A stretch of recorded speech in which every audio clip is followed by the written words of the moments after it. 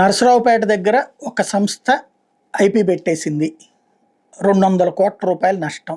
లేకపోతే ఇంకో చోట సాఫ్ట్వేర్ కంపెనీ అంటే పెట్టుబడులు పెట్టేస్తున్నాం, ఆర్టిఫిషియల్ ఇంటెలిజెన్స్ కంపెనీ అంటే పెట్టుబడులు పెట్టేస్తున్నాం, డేటా సెంటర్ అంటే పెట్టుబడులు పెట్టేస్తున్నాం. అసలు వాడెవడో కూడా తెలియదు, నాకు ఆళ్ళతో పలుకుబడి ఉంది వీళ్ళతో పలుకుబడి ఉందని చెప్తున్నాడు.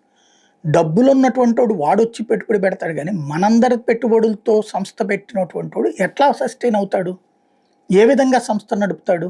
ఏ విధంగా ఉద్యోగాలు ఇవ్వగలుగుతాడు? ఏ విధంగా ఉపాధి ఇవ్వగలుగుతాడు? ఏ విధంగా ఎదగగలుగుతాడు? అంత పలుకుబడి ఉన్నటువంటి వాడు ఆ విధంగానే చేసుకుందుడు కదా.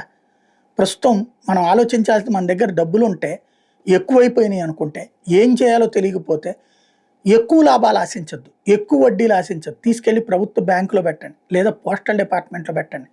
అంతగా మరీ వద్దు అనుకుంటే బంగారం కొనుక్కోండి, కానీ స్థలాలు కొనుక్కోండి, పొలాలు కొనుక్కోండి, దాంట్లో పని చేయించుకోండి. ఓ పొలాలు కొని ఓ 10 మంది మనుషులను పెట్టి పని చేయించుకుంటే దాంట్లో లాభం వస్తే వచ్చింది, నష్టమైతే అవ్వదు కదా. లేదు నష్టం వచ్చినా కూడా మనకు భరించగలం కదా. ఎట్ ద సేమ్ టైం భవిష్యత్తులో ఒక్కసారి లాభం వచ్చినప్పుడు బాగా సంపాదించుకోవచ్చు కదా. ఇట్లాంటిది ఏదన్నా ఆలోచించాలి, కానీ ఈ సంస్థలో పెట్టుబడి పెట్టి ఎందుకు తగలేసుకోవాలో ఆలోచించుకుంటే బెటర్.